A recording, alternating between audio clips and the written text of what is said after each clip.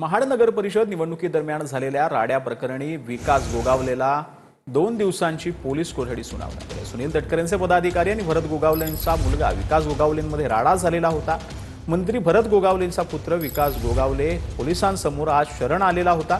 महाड राडा प्रकरणी मुख्य आरोपी सुशांत जाबरे अद्यापही फरार असल्याची माहिती मिळते। आज दोन्ही साईडचे आरोपी हजर केले। मी विकास गोगावलेकडून मी स्वतः आणि व्हीसी वकील जे आहेत त्यांनी वकीलपत्र दाखल केलं। आमची 1 ते 8 आरोपी हजर झालेले, त्याप्रमाणे पोलिसांची मागणी पण 2 दिवसाचा पीसीआर जो परवापर्यंत दिलेला आहे आणि दुसरे आरोपी जे हजर केले त्यामध्ये पण 2 दिवस पीसीआर दिलेला आहे। दोन्ही केसमध्ये दोन्ही गुन्ह्यांमध्ये 3 आरोपी अटक केले गेलेले होते। आज सीआर नंबर 178 जो आहे त्याच्यामध्ये 8 आरोपी हजर झालेले आहेत पोलिसांच्याकडे आणि 179 मध्ये 5 आरोपी हजर झालेले आहेत। त्यांची अटकेची पुढची प्रक्रिया पार पाडण्यात आलेली आहे आणि त्यानंतर त्यांना माननीय न्यायालयासमोर हजर करण्यात आले। तर भंडाऱ्यातील लाखनी तालुक्यातील कवलेवाडा या ग्रामपंचायतीनं अजब फतवा काढलेला आहे। पालकमंत्री पंकज भोयर यांच्यासह आमदार खासदार लापता असल्याचा फतवा काढण्यात आला। जो कोणी त्यांना शोधून देईल त्यांना योग्य तो सन्मान देऊ असं ग्रामपंचायतीनं घोषणा केलेली आहे। ग्रामपंचायत हद्दीतील विकास कामांची अनेक वर्षांपासून मागणी प्रलंबित असल्यानं ग्रामपंचायत पदाधिकारी आक्रमक झालेले आहेत।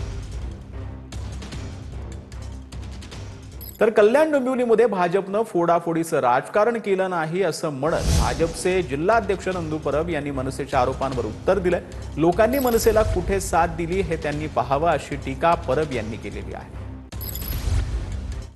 भारतीय जनता पार्टी 56 जागेवर लढली आणि 50 जागा आम्ही निवडून आणल्या। भाजपाचे 50, शिवसेनेचे 53 असे मिळून 103चा आकडा आमचा पूर्ण झाला होता। 62 जागा 62 नगरसेवक फक्त महापौरपदासाठी लागणार होते। आम्ही त्याच्या दुप्पटही गेलो। त्यामुळे तोडाफोडीचं राजकारण हे आतापर्यंत आम्ही या कल्याण डोंबिवलीमध्ये केलं नाही। तर परभणीच्या शेलूमधील नांदगावमध्ये बांधकामासाठी तेलंगणातील 40 कामगारांना वेठीस धरल्याचा धक्कादायक प्रकार घडलाय। जीबी खोडके कन्स्ट्रक्शन या कंपनीनं जादा पैशाचा आमिष दाखवून तेलंगणातील मजुरांना बोलावलं होतं असा आरोप करण्यात येतोय। गुत्तेदार या मजुरांकडून दिवसातून 14 तास काम करून घेत होता। दिवसभर मजुरी केल्यानंतर त्यांना जेवणही मिळत नसल्याचा आरोप होतोय। त्यात 2 मजुरांचा मृत्यू झाल्याची माहिती मिळते। पोलिसांनी मजुरांची सुटका केली असून 4 ठाणा पोलीस ठाण्यामध्ये या प्रकरणी 4 जणांविरोधात गुन्हा नोंदवण्यात आलेला आहे। तर सोलापूरच्या माढ्यातील केवडमध्ये द्राक्ष बागेमध्ये अज्ञातानं तणनाशक फवारल्याचा संतापजनक प्रकार समोर आलेला आहे। द्राक्षाच्या जवळपास 100हून अधिक झाडांवर तणनाशक फिरवल्यानं शेतकऱ्याचं लाखो रुपयांचं नुकसान झालं। या प्रकारानंतर शेतकरी आणि त्याच्या पत्नीला अश्रू अनावर झालेले आहेत।